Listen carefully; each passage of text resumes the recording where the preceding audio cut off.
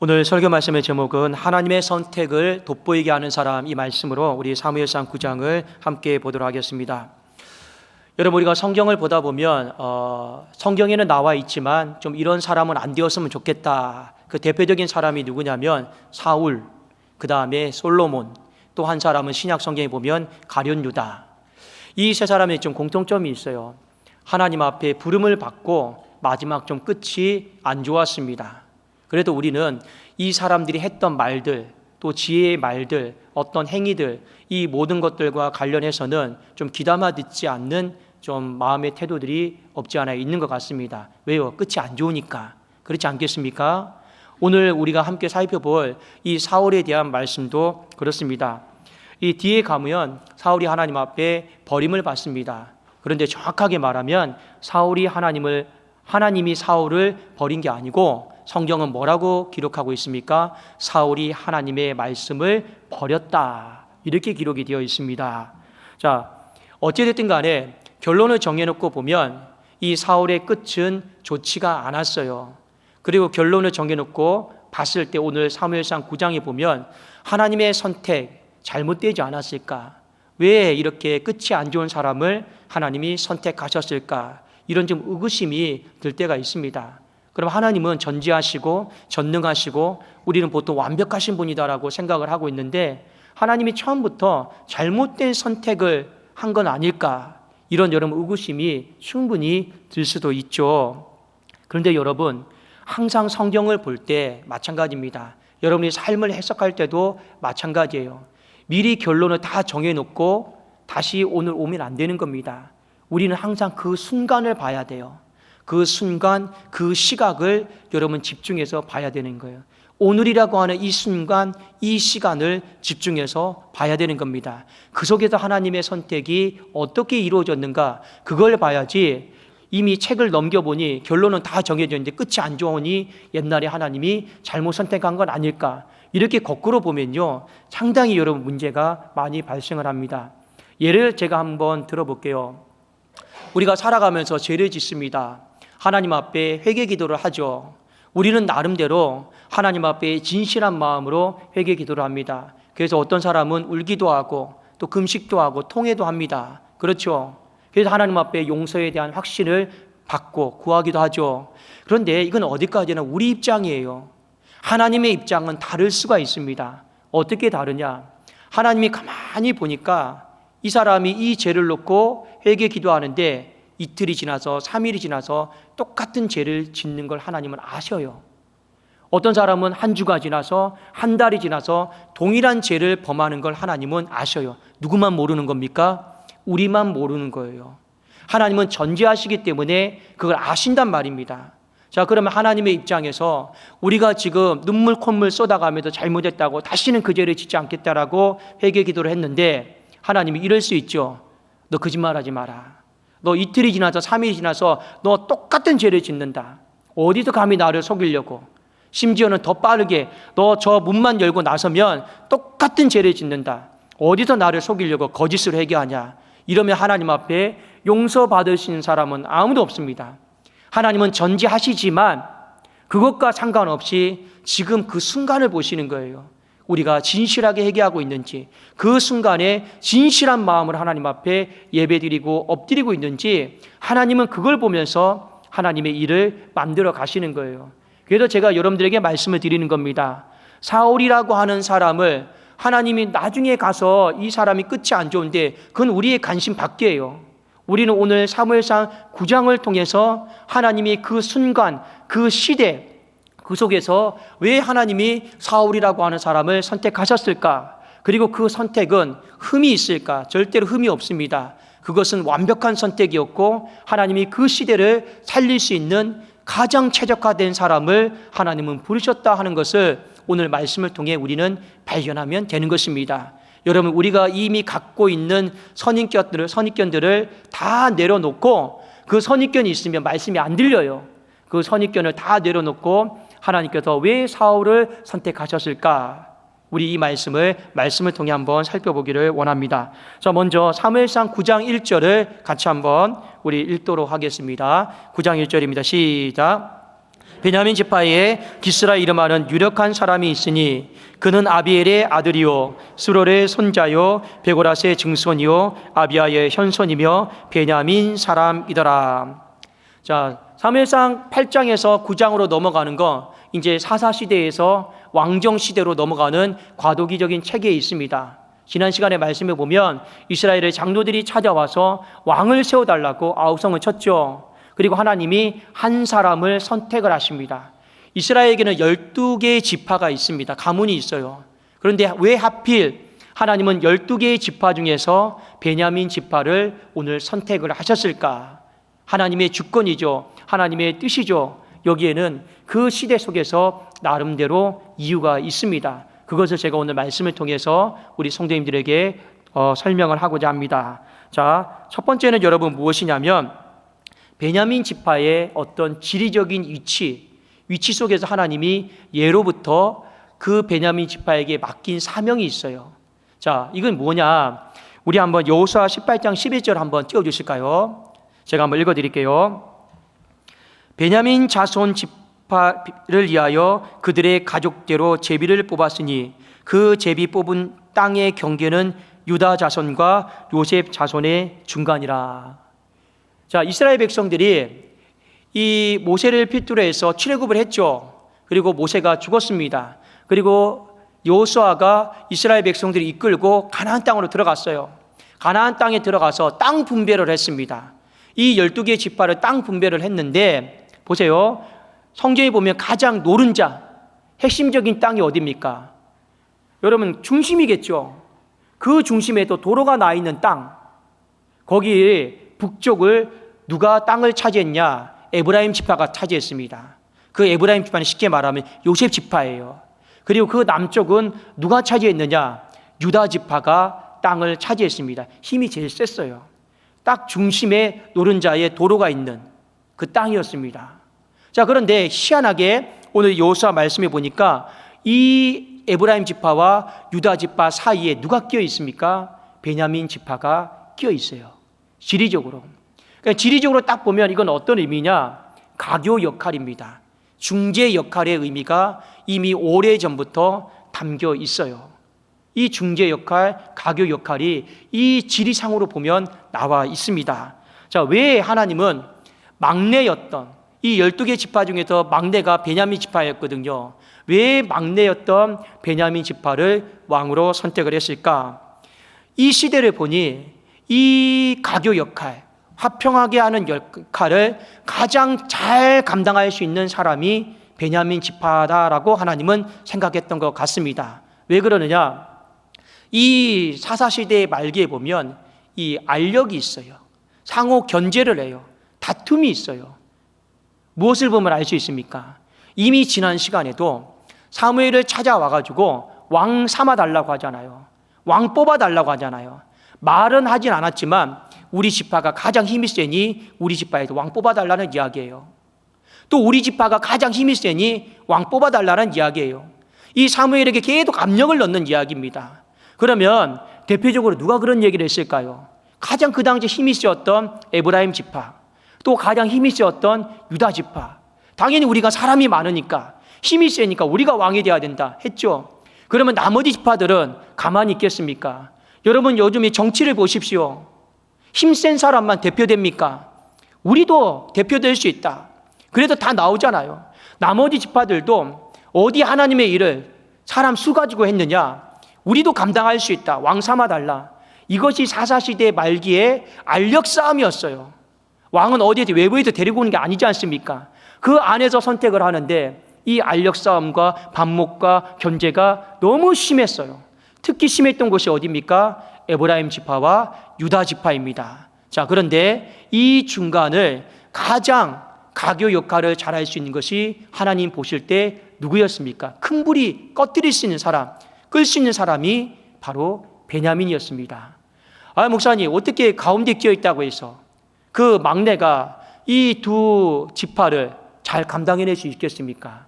하나님은 감당할 수 있다라고 생각을 했습니다. 이 창세기 말씀에 거슬러 올라가면 답이 나와 있어요. 자, 한번 창세기 35장 24절을 같이 한번 보겠습니다. 같이 한번 읽어볼까요? 시작. 라헬의 아들들은 요셉과 베냐민이며. 여러분, 야곱 있죠? 이스라엘에 12명의 아들이 있었어요. 12명의 아들이 있었습니다. 자, 이 12명의 아들 중에서 부인이 2명이었어요.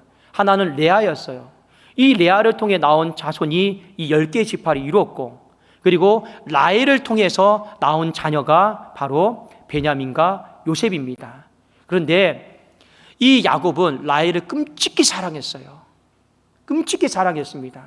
그러니 이 요셉과 베냐민을 얼마나 많이 사랑했겠습니까? 많이 사랑했단 말입니다. 그런데 베냐민과 요셉, 이 에브라임은요, 한 가족이에요. 한 어머니의 뱃속에 있습니다.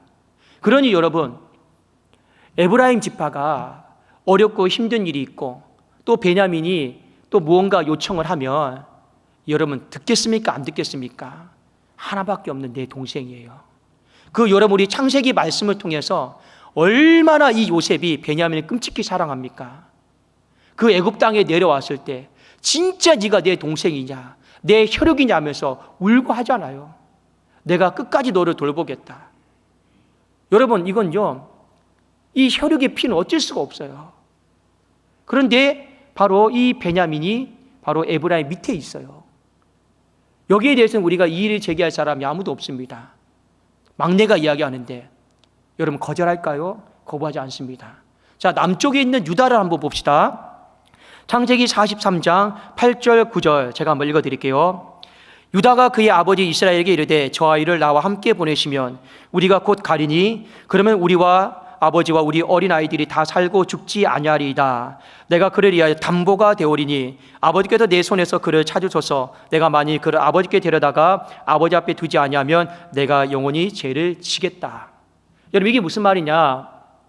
이스라엘 백성들이 가뭄과 기근 때문에 이 애굽 땅에 양식을 구하러 갔습니다. 근데 요셉이 있잖아요. 요셉이 총리로 있었잖아요.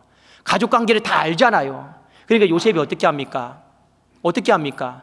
너희 집에 가면 자녀가 한 명 더 있지? 네, 있습니다.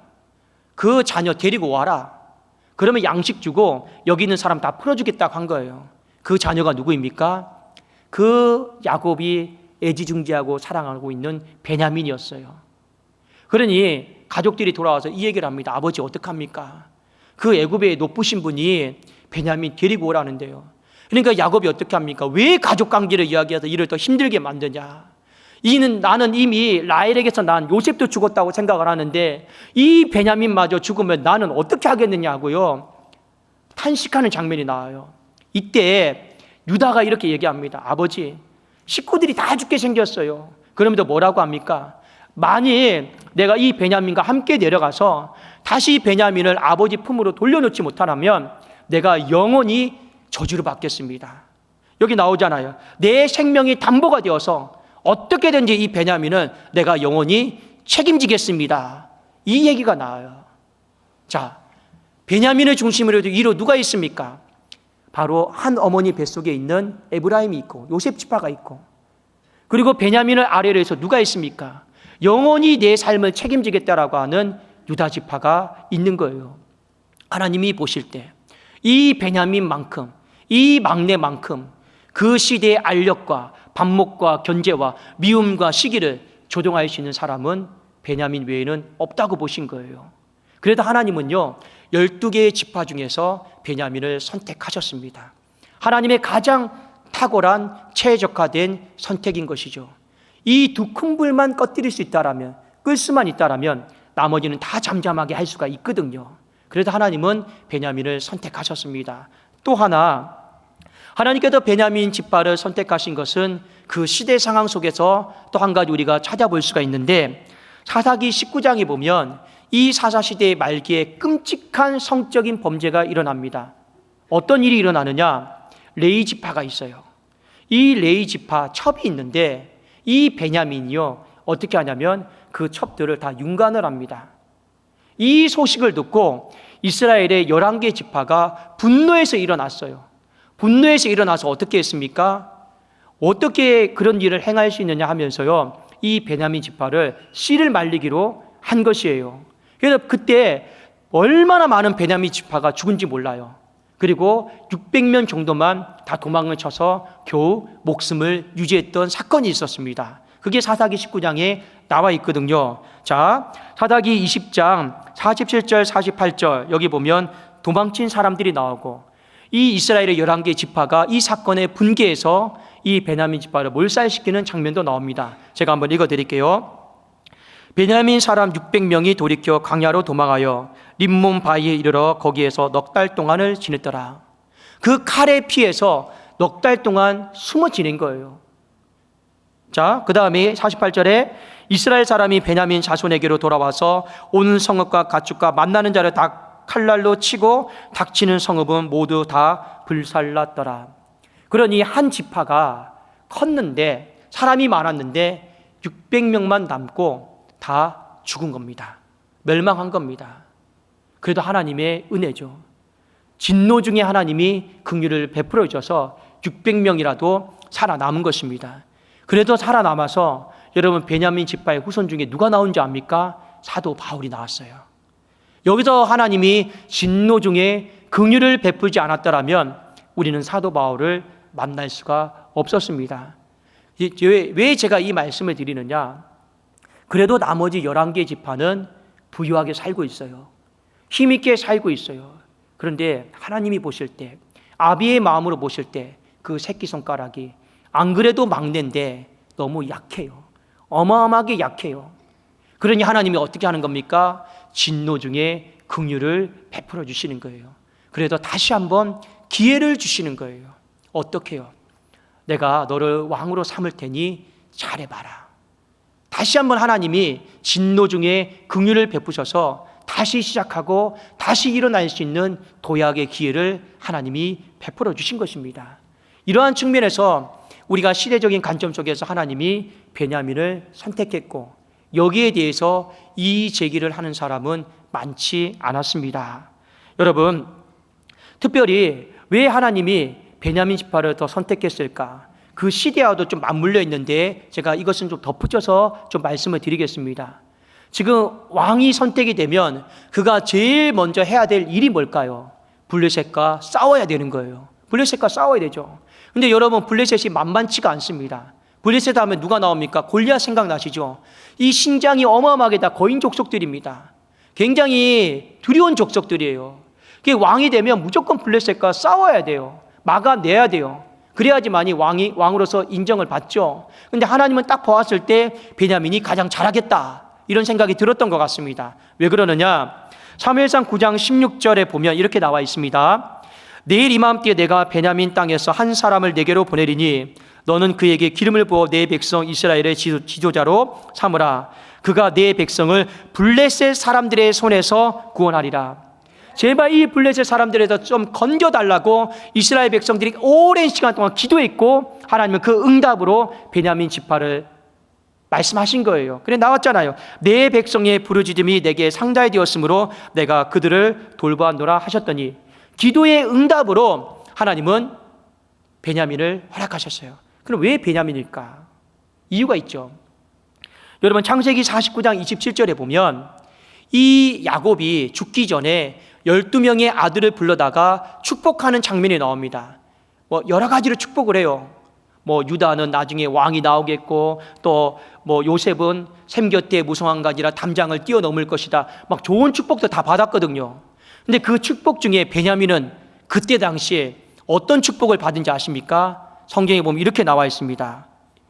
베냐민은 물어 뜯는 일이라. 여러분, 좋은 축복이 아니죠. 베냐민은 물어 뜯기를 잘하는 일이다. 이게 여러분 무슨 그 당시의 축복입니까? 우리 말로, 쉬운 말로 말하면 베냐민은 싸움 잘하는 사람이다. 물어 뜯기 잘하는 사람이다. 솔직히 기분이 안 좋죠. 다른 형들은 샘 곁에 무성한 가지가 담장을 뛰어넘고 왕도 나오고 이런 축복도 받는데 이 베냐민은 물어 뜯는 일이? 이게 여러분 무슨 축복일까요? 그런데 하나님은 축복이다 하십니다. 왜요? 이 시대에, 이 블레셋이 자꾸 쳐들어오는 이 시대에 하나님이 보시니까 이 블레셋을 가장 잘 두려워하지 않고 잘 물어뜯어서 이길 수 있는 사람이 하나님 보실 때 베냐민밖에 없어요. 왜요? 물어뜯는 일이라고 하는 것은 두려움이 없다라는 거예요. 호전성이 강하다라는 거예요. 나머지 사람들은요, 이미 덩치만 보고도 무서워가지고 싸울 생각도 안 해요. 키가 크니까. 그런데 이 베냐민은 뭘 잘하는 겁니까? 호전성이 많아요. 두려워하지 않아요. 그러니까 이 시대의 이 축복은요, 여러분 저주가 아니라 바로 축복입니다. 하나님 나라를 살릴 수 있는 축복인 것이죠. 그러니 우리가 첫 번째 상황을 보아도, 두 번째 상황을 보아도, 세 번째 상황을 보아도 하나님의 선택은 최고였어요. 하나님의 선택은요, 최선의 선택이었고 하나님은 가장 최적화된 사람을 부르신 것이 맞습니다. 막내여도, 미약한 자여도 하나님은 화평의 역할을 잘 감당할 수 있겠다. 미약한 자여도 다시 한번 기회를 주면 잘 살릴 수 있겠다라는 마음으로 하나님은 베냐민 지파를 선택하셨습니다. 그러면 여기서 한 가지만 우리가 더 봅시다. 그러면 베냐민 지파 안에서도 첫째, 둘째, 셋째, 넷째 여러 사람이 있겠죠. 그 중에도 왜 하나님은 하필 이 사울이라고 하는 사람을 선택했을까? 오늘 이것은 본문을 통해서 제가 간단하게만 언급을 하도록 하겠습니다. 자, 우리 사무엘상 9장 4절을 같이 한번 우리 보실까요? 사무엘상 9장 4절을 같이 한번 읽어보겠습니다. 시작. 그가 에브라임 산지와 살리사 땅으로 두루 다녀보았으나 찾지 못하고 사알림 땅으로 두루 다녀보았으나 그곳에는 없었고 베냐민 사람의 땅으로 두루 다녀보았으나 찾지 못하니라. 아버지 기스가 암나기들을 잃어버렸습니다. 근데 사울에게 좀 찾아오라고 했어요. 근데 사울이 사흘을 걸쳐서 찾으러 다닙니다. 이 거리상으로는 40km 이상을 찾으러 다닌 거예요. 솔직히 오늘 사무엘상 9장 1절에 나왔잖아요. 사울의 집은 부자입니다. 유력한 사람이라고 나옵니다. 그거 하나 잃어버린다고 해서 무슨 큰 문제가 생기겠습니까? 그런데 사울의 마음에는 좋은 마음이 있었어요. 어떤 마음이냐? 찾을 때까지 찾는 마음이 있었습니다. 잃어버린 것을 찾을 때까지 찾는 마음이 하나님 보시기엔 합했던 것 같아요. 여러분, 다윗도 보세요. 아버지의 양떼를 지키고 있는데 사자떼와 이리떼가 와요. 어떻게 합니까? 쫓아가서 찾을 때까지 내 목숨 걸고 찾아오잖아요. 여러분, 신약 성경에 보면 예수님이 베드로를 선택하셨습니다. 언제 선택하셨습니까? 그물질할 때. 언제 그물질할 때입니까? 빈 그물질할 때요. 이 빈 그물질을 밤새도록 할 때 베드로의 장점은 무엇입니까? 잡을 때까지 그물질을 하는 거예요. 찾을 때까지 찾는, 이것이 하나님 나라의 일을 감당하는 사람에게 있어서 필요한 덕목입니다. 목자도 마찬가지입니다. 기도도 여러분 제가 말씀드리잖아요. 기도도 응답받는 기도는 응답받을 때까지 기도하느냐에 달려 있습니다. 그게 여러분 응답받는 비결입니다. 왜 기도의 응답이 어려울까요? 응답받을 때까지 기도를 안 하니까요. 중간에 포기하니까요. 목양에 있어서도 가장 중요한 게 무엇입니까? 영혼을 찾을 때까지 찾는 마음, 끈기, 인내가 있느냐 없느냐, 이게 여러분 핵심이죠. 이게 있으면 하나님은 그 목자를, 그 사람을 하나님 나라를 위해서 귀하게 쓰십니다. 근데 이 사울, 베냐민 이 가문 속에서 하나님이 다 보시니까 찾을 때까지 찾아요. 성경이 오늘 곳곳마다 뭐라 나와 있습니까? 두루 찾아다녔으나, 없어요. 두루 찾아다녔으나, 대충 찾은 게 아닙니다. 찾을 때까지 찾았다 보니 시간이 3일이 지났어요. 찾을 때까지 찾다 보니 여러분 거리가 이미 서울에서 인천보다 더 먼 거리인 40km 이상을 걸어간 거예요. 하나님은 그것을 보셨습니다. 그러니 개인적으로 보든지 시대적으로 보든지 역사적으로 보든지 하나님의 선택은 옳았습니다. 하나님의 선택은 최선의 선택이었어요. 그렇다면 우리는 오늘 본문 말씀을 통해 무엇을 보아야 되느냐? 하나님이 최선을 다해서 선택하셨다면 우리가 해야 될 일이 있어요. 그 최선의 선택을 돋보이게 하는 것. 그 하나님의 선택이 후회되지 않도록 하는 것은 이제는 우리의 몫인 것입니다. 여러분이 하나님을 독산동교회에 부르셨습니까? 그 부르심도 하나님이 생각하고 부르셨다고 믿으십시오. 그게 우리의 삶에는요, 믿음의 고백인 것입니다. 그러면 우리는 여기서 무엇을 하느냐? 그 하나님의 선택이 후회되지 않도록, 돋보이도록 우리는 우리의 삶을 오늘 말씀처럼 성실과 사명으로 잘 감당하면 되는 것입니다. 자, 오늘 그러면 본문 말씀을 통해서 우리가 하나님의 선택이 돋보이도록 해야 될 여러 가지 일들이 있겠지만 본문 말씀을 통해서 우리가 두 가지만 우리가 이 부분을 함께 애쓰고 노력했으면 좋겠다는 것을 우리 성도님들과 같이 함께 나누고 싶습니다. 자, 막내로서의 역할을 잘 감당하십시오. 막내로서의 역할입니다. 성경에 보니 이 막내로서의 역할은 무엇입니까? 가교의 역할이에요.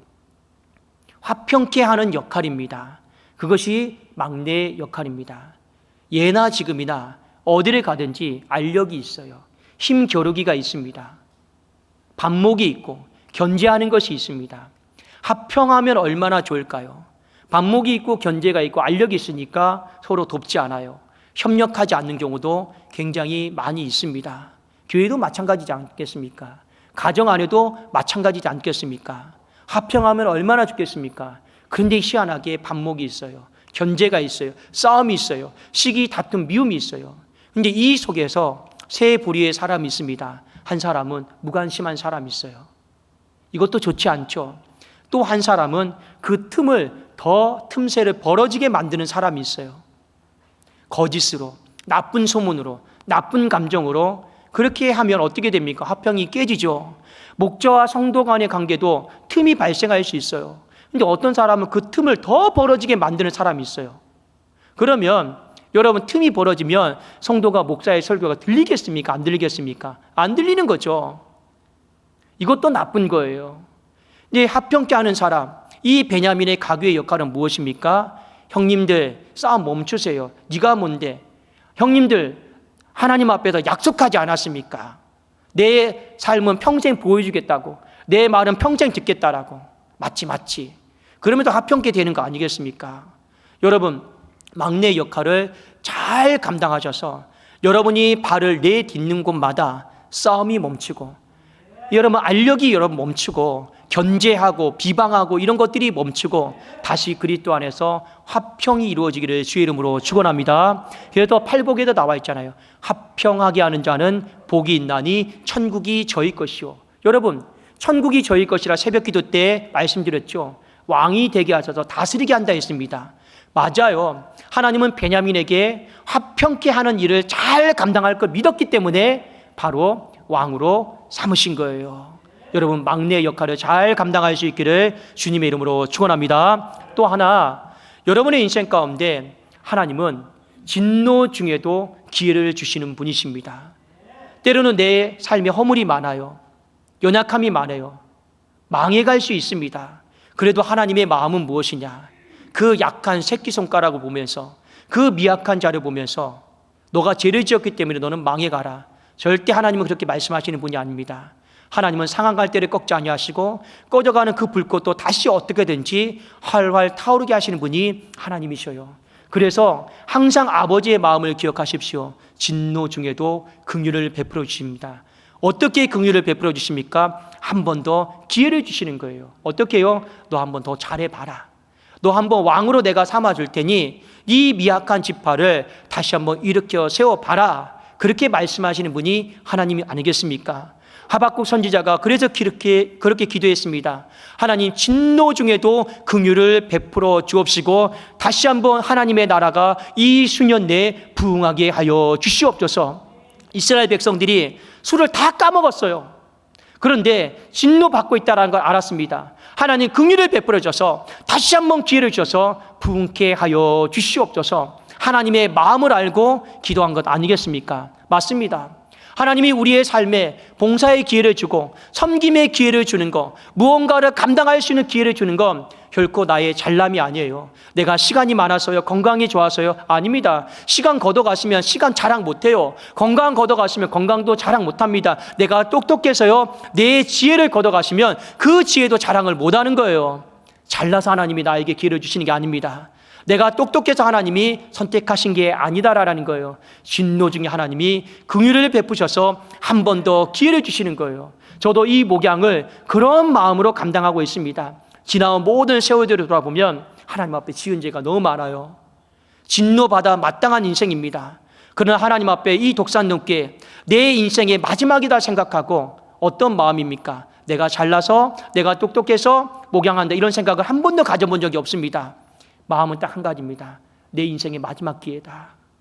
진노 중에 베풀어 주신 하나님의 마지막 긍휼이다, 마지막 기회다라고 생각하고 하나님 앞에 드리려고 하고 있어요. 그것이 이 미약한 자를 버리지 않고 하나님이 선택한 이유 아니겠습니까? 여러분의 인생도 마찬가지입니다. 어떤 봉사를 하든 어떤 섬김을 하든 하나님이 진노 중에 긍휼을 베풀어 주셔서 나에게 한 번 더 기회를 주신 것이다, 이런 마음을 가지고 드리시는 것, 이것이 하나님의 선택을 가장 돋보이게 하는 사람이요, 이것이 하나님의 선택에 있어서 후회되지 않도록 만드는 사람 아니겠습니까? 저와 여러분이 하나님의 선택을 많이 돋보이게 할 수 있는 귀한 주님의 권속들이 되기를 주님의 이름으로 축원합니다. 기도하겠습니다.